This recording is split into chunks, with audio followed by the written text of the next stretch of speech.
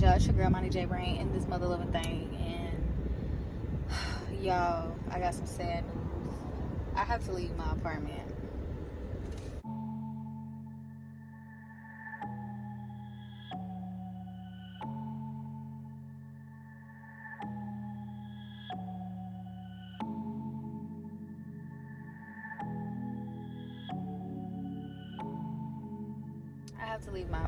And I'm heartbroken because I fasted, I prayed, I did everything that I could. I worked hard just to not be able to afford the apartment and have to leave. Like, and it's crazy because it's like, God, what are you doing? Like, why did you bring me here just for me to have to leave? But then there's an overall peace about it as well. Like, I don't know what it is, but I have a sense of peace about where I am right now. Like, all right, God, what you got in store for me? I feel like that's where our relationship is now. Me and God is just more so every obstacle I run into, I'm just kind of like, all right, what you doing? What you cooking? What you got for me? So I think that that's a good thing because I'm growing spiritually, but like using my earthly eyes, what is going on here? I just went to get my toes done because I had those acrylic toes on from that Talia did in February. It's May. No, ma'am. No, that's strife. Like, that's strife. What? I didn't vlog it, but I went to All Star. Y'all know what that is. And it's so pretty in there. Like, gee, she did her big one. She did her big one. They didn't change the whole thing. I've been going there since college. Like, they did their biggest. And I loved it. It was so nice, serene. I had me a little glass of wine. Just was chilling. And that lady was scrubbing my feet like she loved me, G. She was rubbing on my feet like she loved me. I almost told her, I love you. I love you. And she was just talking to me. She was like, do you do your own eyebrows? And I was like, yeah, I do my hair too. And she was like, oh, you need to do that. Like, it was kind of hard to understand her, of course, because, you know, there is a language barrier. But for the most part, I could understand her. And she was telling me, like, you need to go to school for all that. Like, you need to go to school for nails, you need to go to school for hair, you need to just do everything. Like, basically stay down for a year, get your certifications, and you can have 3 clients a day, 3 days a week, and be making bank. She was like, sometimes I'm in here, I'm making 5 G's. I'm like, how long? Because you ain't said nothing but a word. I've been wanting to do nails since my Mimi died. My Mimi died in 2014. And I was going to do nails because my Mimi used to do nails. But I was just like, my parents forced me to go to college. They didn't want me to go to trade school. But I was like, I do both. Just let me go to trade school first. So when I do go, you know, I got a little money on to be made. But of course, not. They didn't want that. I should have fought harder, but it is what it is. We at this point in life. As y'all know, me and my dad went no contact. And honestly, my sister swear I'm sad about it, but really I'm not. I feel like it was a long time coming, and I feel like at this point that's what's needed for us to both, I guess, move on. I love my dad. Anybody know that I love my dad. I always say how much I'm like my dad, but at this point I think my dad wants to live in a world that does not exist for me, and as he used to say, you'll get that on the way home. So, you know, I really wish the best for my daddy. I hope he wishes the best for me, which he says he does. And hopefully there's a time where it can come back together. But until then, I'm finna focus. And y'all, with me having to leave my apartment, my heart low-key is broken. But there's something in me that's like, oh no, it's time to. I'm sick of playing. I'm sick of playing. We finna do this for real. And it's like ever since then I've been making moves. So my first 2 singles that I'm gonna record are Scapegoat. That's the first song on my album, Pharisee's Kid. And the second one that I'm gonna record is called Gum Gum. And with Gum Gum, I really want that to be the summer song. Like, I really want to drop that before the end of the summer. I just feel like it's gonna fit. And then I actually ordered a purse that I feel like will go amazing with the video. And it's crazy. Ain't even on faith, because I ordered a purse. Hi, I'm Paul. For a video that the song ain't even recorded yet. But I needed to have the purse. I needed it. It's from Box Lunch. It's a Hello Kitty gumball purse. And I just was like, I need it. And so every time, when I first saw it, I saw it about a year ago in store, and every time I would see the purse, I'd be like, God, please let this be here for the gum gum video. Like, I definitely need it. It would just be perfect, especially with the concept. And we'll get into all that for the gum gum creative directed meeting video or whatever. But the last time I went to box lunch, which was like a week or two ago, the purse was no longer in store, and I was like, uh-oh, hold on. I was like, I'm gonna just find it online. I'm gonna find it online. I'm trying to be what's it called, hopeful.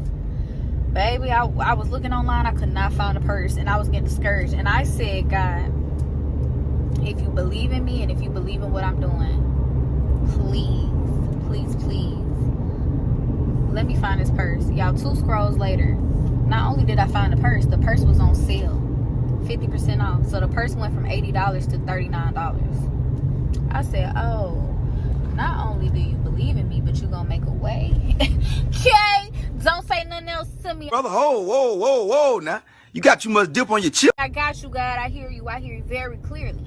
And lately, I just been feeling this urge, y'all. And please understand that I do want to use wisdom in all my decisions, and that I truly do understand how I'm supposed to be responsible. I'm an adult. I'm responsible for me. All that good stuff, okay?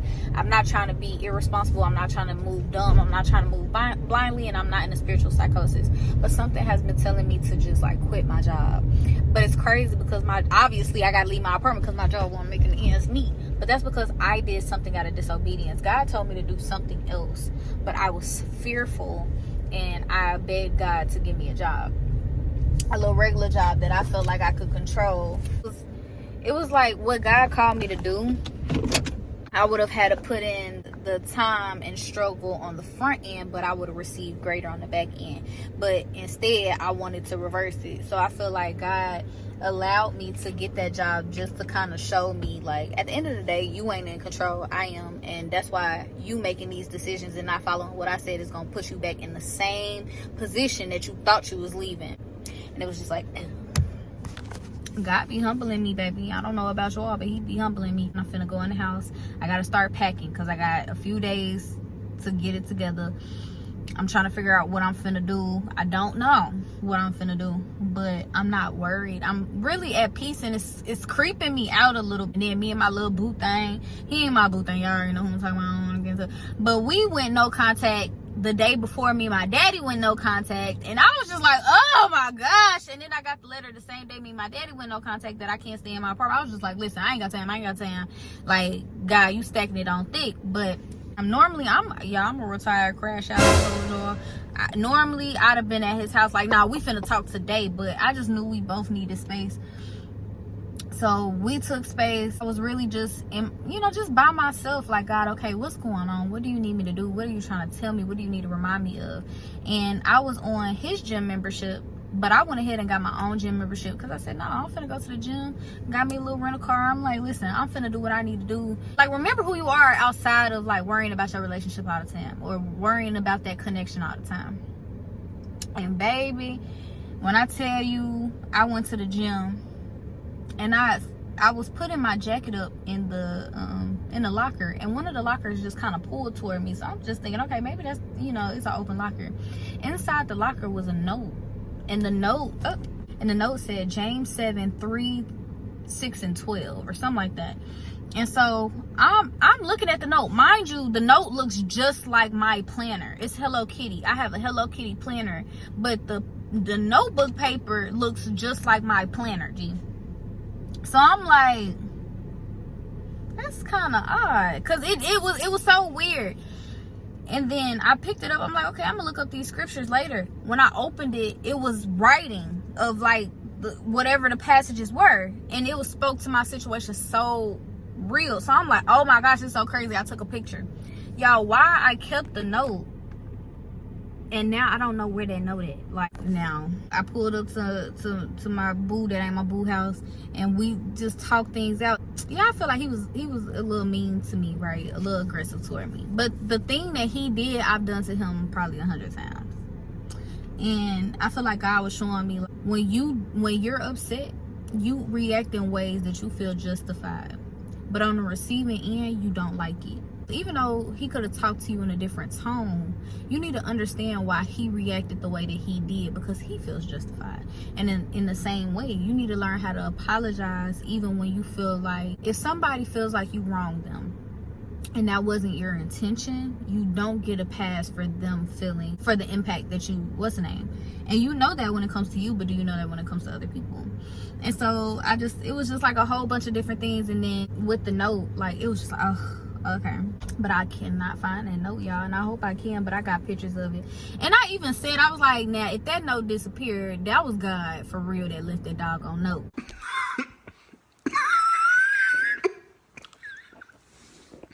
Because it was weird. It was just so weird. Like, I needed to hear that. And my results when it comes to working out and stuff are starting to show. It's just like, I'm not playing no more. This album is coming out with me and my dad going no contact. I don't hate my dad. I'll never hate my dad. I love my dad. I'm a lot like my dad. I scream that from the mountaintops. I love my dad. But with the way my dad has handled things for the last 9-10 years, he might not feel like it, but I haven't really spoken on things or put a lot of stuff in my music or talked about a lot of stuff, because I wanted to protect both of my parents and the amount of privacy that me and my family still had, which is not a lot. It's not a lot at all, but I was trying my hardest to protect that. But now I feel like my dad has to walk his path and I have to walk mine. Okay, and I'm not going to be ashamed or feel like I'm coming at my dad. You know, I don't know what I'm trying to say. It's like, I feel like if I talked about how I was treated after, during, and even now, like, of the divorce, that I would be like coming at my parents or having people bash them, like bashing them. That's the word I'm looking for. Like, I'm not trying to bash my family at all. I love my family. I love every single member of my family, whether we've been into it or not, whether we see eye to eye or not. Regardless of where we stand, I love everybody in my family, and I don't feel like the divorce speaks to anybody's specific character. I just feel like that was a tragedy that happened and everybody had to cope the way that they had to cope. Do I feel like people could have did things better? Yes, I feel like I could have done things better. One of them being, instead of looking at my parents like, what the fuck wrong with them, I should have prayed for them. I should have prayed for their marriage, and I should have prayed for God to reconcile them if that was his will. But I didn't know to do that at the time. So there's a lot of things that I wish I would have done different. I feel like there's a lot of things that certain people in my family could have done different. But at the end of the day, I'm not living there anymore. I just can't carry this anymore. So this is what this journey is about. Scapegoat is literally that song. Like I said, I didn't want to go to college. I wanted to go to school for nails.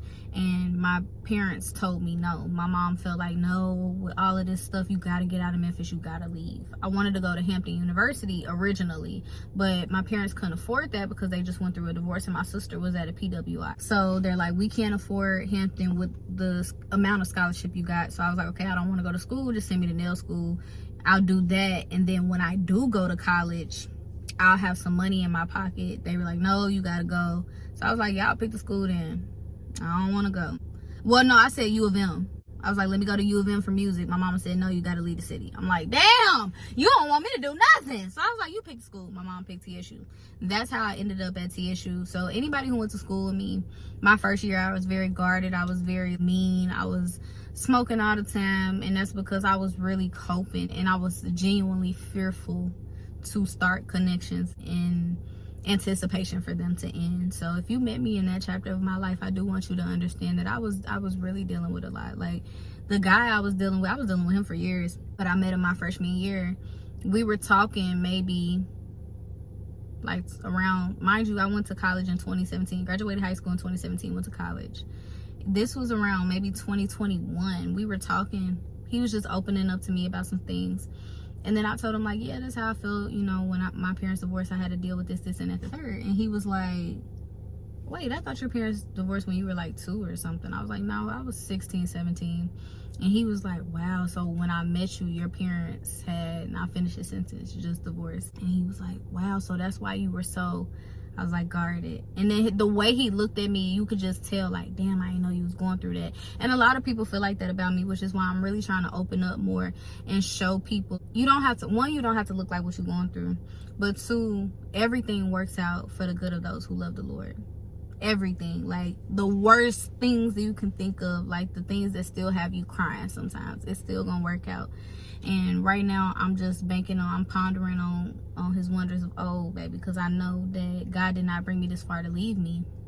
And I have a weird sense of peace about everything that's going on. So my breakthrough is here. I'm claiming that. I know that it's here. I don't know how it's coming. I don't know too much of the details. But I know that my breakthrough is here. And it starts with scapegoat. The first time I ever heard the term scapegoat, I was in 7th grade. I was dealing with bullying really bad. Basically, these girls spray painted the word bitch in the bathroom.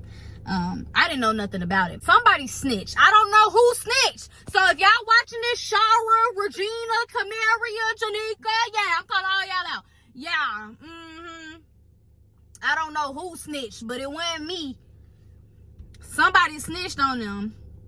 My friend took me to the bathroom to show me what was going on, because everybody in the hallway, the girls getting called to the office, everybody, ooh, I'm like, what happened? So my friend take me to the bathroom, show me what happened. I'm like, ooh, they did that, ooh. So I come back out, they mean mugging the shit out of me. I'm like, hold on, why they mean mugging me? I low-key feel like I know who snitched, and I feel like that person threw me under the bus. But we was best friends for years, and I'm you my godson mama, so I'm low-key, I'm sad you, because I feel like I didn't put it together all these years later.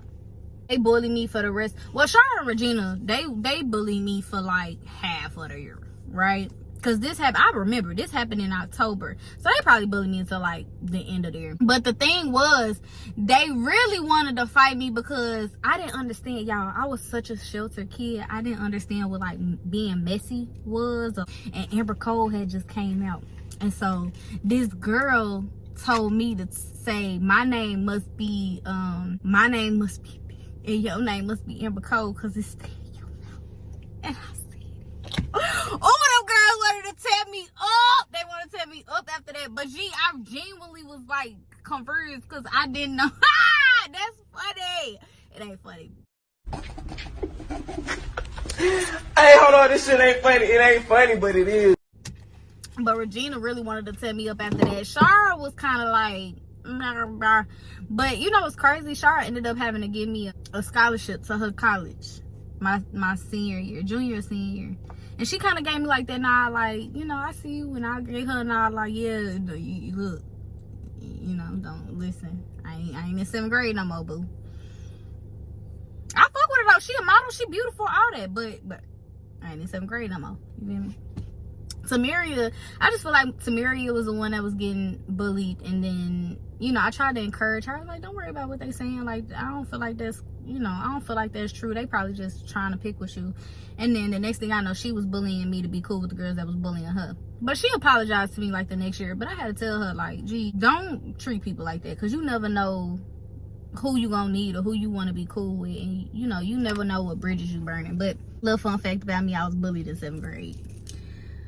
What was I even going with that? How long? I'm just chatting. But yeah, that was the first time I heard scapegoat.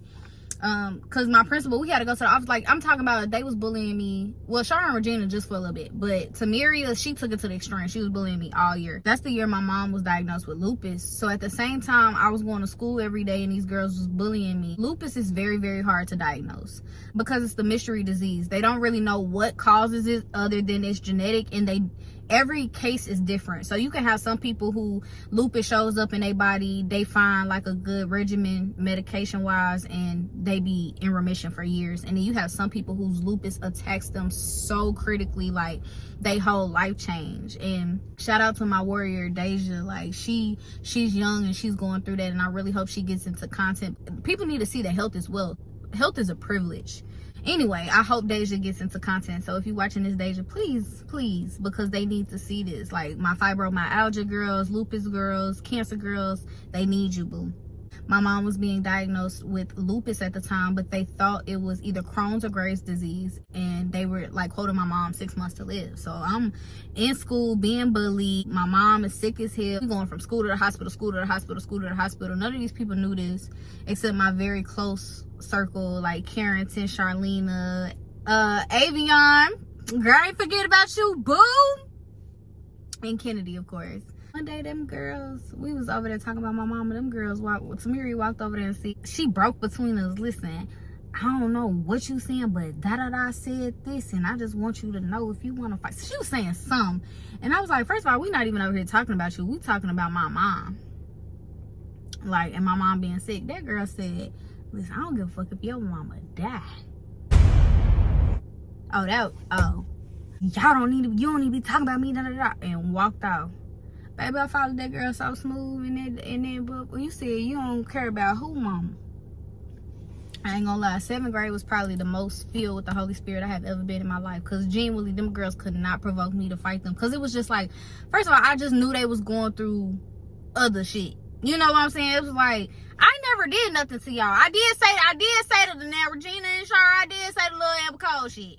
But that was because y'all was already trying to fight me and going off on Facebook, and I ain't even had y'all fucking Facebook. I didn't know what y'all was talking about. Kennedy came to tell me how that. Baby, Tiberia didn't have no reason to be coming at me crazy. Then everybody else was like, it was only one girl I say was pretty neutral, and that's Charmaine. And she's so tea. She's so tea. I had like a little girl crush on her. She didn't stop them, but she never really joined in type shit. But because she didn't really stick up for me, I didn't really think that she fucked with me. And then I saw her the next year, and she was like, hey, Taylor, what's up with you? And I was like, oh, you cool with me? She was like, yeah, I ain't never had no problem with you. I was like, oh, okay. I ain't never had nothing to do with this. I saying, I be getting lost. And that girl said this stuff. I followed her smooth in. Because she thought she ate. Like, I ain't gonna lie. She thought she ate. That school ain't even open no more. We was outside. She walking in. Then when she turned around, she thought she was gonna say something, but I was already right here. Like, it was so crazy. Like, I just flipped my switch. I really had the Holy Spirit because I would not let them to provoke me to fight. Because I was like, I knew what they was going through individually. My only problems in life is at this school being bullied. Like, when I go home, I got parents who love me. I'm chilling. I don't need nothing. And I'm not saying y'all do, but it's just, I don't really got no problems outside of this school. And you might have other things to worry about in life. So this might be your place to run shit. It ain't my place to run shit here. So I just really had, like, I was understanding and calm, patient, just really showing like the love of Christ at the time. Baby, that girl walked through that school thinking she ran some shit. Mind you, my sister was in 9th grade, so my sister told them, if my sister finally gets a fight and y'all don't come find me, I'm beating all of y'all ass. Because my mama was like, Trent, you can't handle that for her. She gotta figure this out herself. All the principals and the teachers was like, just fight them. Like, everybody was telling me, just fight them, please. Shit. Because why is you just sitting here taking this harassment? But it was just more so like, I gotta show them. I felt a responsibility to show them Christ-like love and restraint. I don't know why, but I felt that calling. But baby, that one day she said, I don't give a fuck if your mama die. Y'all don't need to be over here discussing me. Bro, and then walked off like she ate. I'm talking about switching and all. Baby, I just slowly walked behind her ass. When she turned around to say something else, I was already right here. I said, what you say? She was like, yeah. From that day on, I walked around that school daring, pleading the blood of Jesus for somebody to fucking touch me. I just, because you don't care if my mama die, and that's genuinely something I'm facing, which she probably did not know that shit. But, baby, my mama? Oh, baby, listen. I don't play about neither one of my parents. Even right now today, me and my daddy no contact. Ain't nobody else gonna say nothing to me about my daddy. Baby, she turned around. I was right there. They went to grab my sister. And my sister came down. She was looking like, yeah, not that one. So this went from October until like we got 2 weeks left of school. I remember this boy named Dedrick. I'm sorry, Dedrick, but you was a little weird in 7th grade. He was a little weird, but he looked at me one day. He said, I don't know what's changed with you. I said, ain't nothing changed with me. I was ready. Good, y'all. This is editing Monty the next day. Y'all, I never told y'all what I was trying to say about scapegoat. The first time I ever heard the term scapegoat was because we had to go to the office about all that bullying and stuff. Because I was at the point where I was ready to fight them girls, and my principal was like, listen, you gonna get a 1-day suspension. I'm gonna have to suspend you, but we've been documenting this all year, so if you fight them, I'm gonna give you 1 day, they're gonna get 5 days, and it's gonna be what it's gonna be. But I told him, I was like, Dr. Pullman, I really did not like say anything. He said, I know you didn't tell. I know who did tell. I can't tell you that, but I know who told. So you're just the scapegoat. And I was like, what's a scapegoat? And he said, a scapegoat is somebody who takes the blame for other people's wrongdoing. That's exactly what he said to me. Mr. Pullman was an older white guy. I really hope he's still alive. If you're not, I hope you are. But if you're not, rest in peace to you, because he was really super duper cool, G. And he said, I know who told, and I know it wasn't you, and I know that you don't deserve any of that, what you're going through. And I really do commend you for sticking to what you want to do, and not letting them pull you into fighting if that's not what you're trying to do. But my whole team, basically all the teachers, was waiting for me to fight. And I think Charmaine was too. I think Charmaine was just kind of waiting for me to stick up for myself, which is why she never, like, what's her name? Because I think she was probably like, girl, why is you letting these people talk to you like this? But, hey, I just refused. I knew what each of those girls was going through outside of school. Because my sister was in high school with one of their sisters. It was just a lot of messy stuff going on between two of the girls. And then the other girl, she told me what she was going through because she was being bullied at first. And then started bullying me. So I knew it was like, I don't know. I just knew the underlying reasons. But yeah, that's what I meant by the scapegoat part, y'all. So all of that's going to storage. I'll show y'all what my room looking like. I barely even touched the kitchen. So I have to do all of that is Goodwill. All of this has to be folded. Like, yeah, I haven't vlogged much, y'all, because my mattress weighs like 500 pounds. I'm annoyed. Nobody's gonna be. I just hate this situation. But it is what it is. I'm on my way to take my friend something in the middle of me moving. And not gonna lie, I'm a little frustrated. Not with my friend, just more so like, I don't understand. I'm always being pulled in different directions. I'm always being asked to do certain things, and I'm always gonna be a cheerful giver if I can help it, because if I have it to give, I want to give it because God blessed me. But I do be frustrated because, like, God, I be needing help, and I be feeling like you still be having people ask me for help, and it's like, how am I helping people and I need help? How am I giving and giving and giving and I need to be given too, and I just be trying to believe that my breakthrough, once it comes through, is gonna be so rewarding. But it's like, at the end of the day, in this walk, you realize that there's no guarantee that you'll be rewarded for doing good. You know what I'm saying? You got hope, you got faith that you will be, but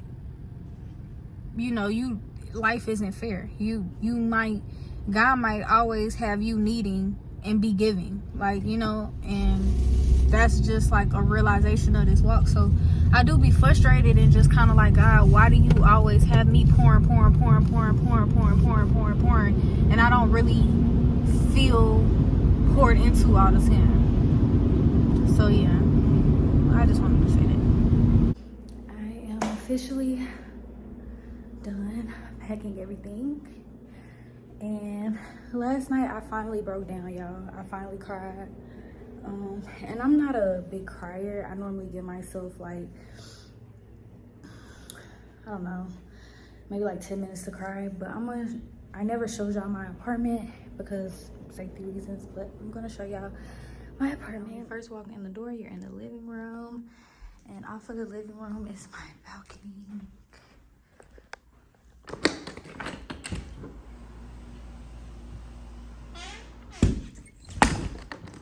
Then you have the dining area, kitchen. Then off of the kitchen, you have the bedroom and my closet. I really like my closet.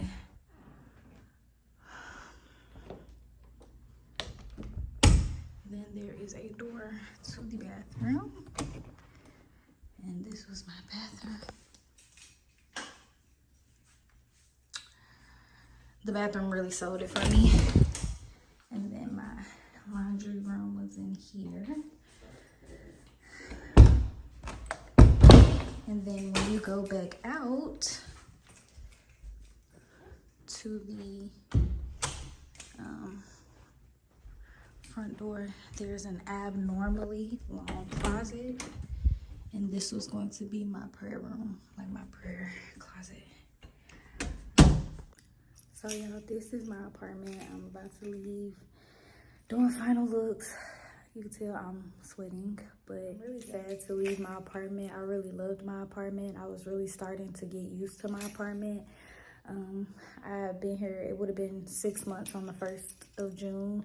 I'm not getting down about it, but last night I did break down. Like, I had my moment of just like, you know, just seeing my stuff in storage and stuff like that. It was hurtful because, as I've been saying this whole vlog, it's like, God, you brought me here for me to have to leave. But I mean, I'm just trusting that God has something better in store. And even if he doesn't have anything better in store, which I feel like whatever God has for me is better. So I'm sad about it, I'm hurt about it, but I'm gonna keep pushing.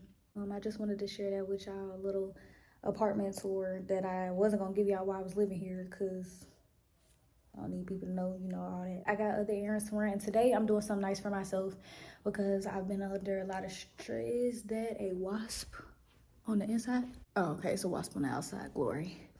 But I also want to pray over the apartment for whoever comes in next, just to, you know, have a clean and serene space. You know, I might have been prepping this space for somebody else who needed it more than me. I don't know. So, yeah, I'm going to do that, and then I'm out of here.